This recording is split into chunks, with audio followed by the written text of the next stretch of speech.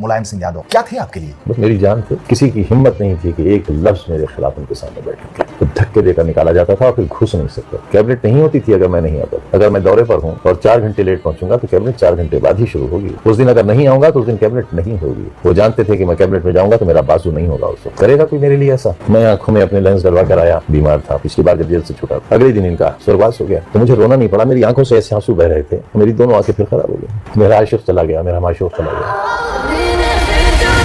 जय हिंद दोस्तों। अब तक आप जिन्हें सुन रहे थे वो थे जनाब आजम खान साहब। उत्तर प्रदेश सरकार में कई बार मंत्री रहे और बहुत से लोग उन्हें 50% सीएम भी कहते हैं। जो उत्तर प्रदेश की राजनीति को जानते हैं वो इस बात को जानते होंगे कि जब मुलायम सिंह को मुल्ला मुलायम सिंह कहा गया, ये वही व्यक्ति आजम खान साहब है जिनके वजह से मुलायम सिंह को मुल्ला मुलायम सिंह कहा गया। आजम खान का जन्म 14 अगस्त 1948 को रामपुर में हुआ। शुरुआती शिक्षा रामपुर से लेने के बाद अलीगढ़ मुस्लिम यूनिवर्सिटी से LLB की डिग्री ली और उसी दौरान उन्होंने स्टूडेंट पॉलिटिक्स में हाथ आजमाया और धीरे धीरे छात्रों के बीच में पहचान बनने लगी। 1980 के दशक में आम चुनाव में प्रवेश करने के बाद फिर दोबारा कभी पीछे मुड़ के नहीं देखे। 1992 में जब समाजवादी पार्टी की स्थापना हुई उसमें वो एक संस्थापक के तौर पे जाने गए। समाजवादी पार्टी के बैनर तले 1993 में चुनाव जीतने के बाद सिर्फ एक चुनाव छोड़कर दोबारा कभी चुनाव नहीं हारे। वो चुनाव था 1996 में कांग्रेस के एक प्रत्याशी से हार गए थे। उत्तर प्रदेश के सरकार में कैबिनेट मिनिस्टर रहे और उस दौरान उन्होंने कई अच्छे काम किए। माइनॉरिटीज के लिए स्कॉलरशिप की सुविधाएं करी,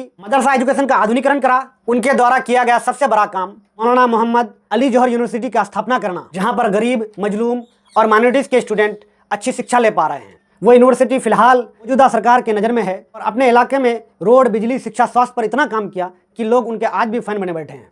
सरकार में धमक ऐसा कि बगैर आजम खान साहब के कोई भी बड़ा फैसला नहीं लिया जाता और आज भी माइनॉरिटीज के बड़े सेकुलर चेहरों के तौर पे आजम खान साहब को जाना जाता है। बिहार, जहां पर RJD में कोई ऐसा बड़ा नेता नहीं है जिसकी पहचान आजम खान साहब के 50% भी हो सके। माइनॉरिटीज का कोई ऐसा लीडर नहीं है जो पूरे प्रदेश में 10-20 हज़ार वोट खुद के बल पर पार्टी के नाम करा सके। बिहार में जो माइनॉरिटीज के खुद को बड़ा लीडर कहते हैं, पार्टी में उनकी कुछ नहीं चलती है। RJD ने माइनॉरिटीज का लीडर बनाने के बजाय माइनॉरिटीज का वोट लेकर अब तक सारा पावर अपने परिवार के अंदर ही रखा हुआ है। यहाँ तक के सीमांचल के किशनगंज में AMU का एक ब्रांच दिया गया और उसकी स्थिति आज बहुत बुरी हो गई है और RJD के जो प्रमुख हैं वो AMU को लेकर कोई बड़ी लड़ाई लड़ते हुए नहीं देखे जाते हैं। और वहीं पर आजम खान साहब को जब सरकार ने कोई बड़ी यूनिवर्सिटी नहीं दिया तो उन्होंने स्टूडेंट्स को पढ़ने के लिए प्राइवेट तौर पर एक यूनिवर्सिटी बनवा दी। इसलिए माइनॉरिटीज़ को अगर राजनीतिक हिस्सेदारी और भागीदारी चाहिए होगा तो वह जिस भी पार्टी को वोट करे उस पार्टी में अपने समाज का बड़ा नेता चाहिए होगा जो उसके लिए हर कदम पर सवाल उठा सके और उनके समस्याओं को सदन के पटल तक रख सके और समाज तक अवगत करा सके। बाकी अगर आप आजम खान साहब को लेकर और RJD में माइनॉरिटीज के बड़े लीडरों की कमी के बारे में कुछ सोचते हैं तो कमेंट में जरूर बताइएगा।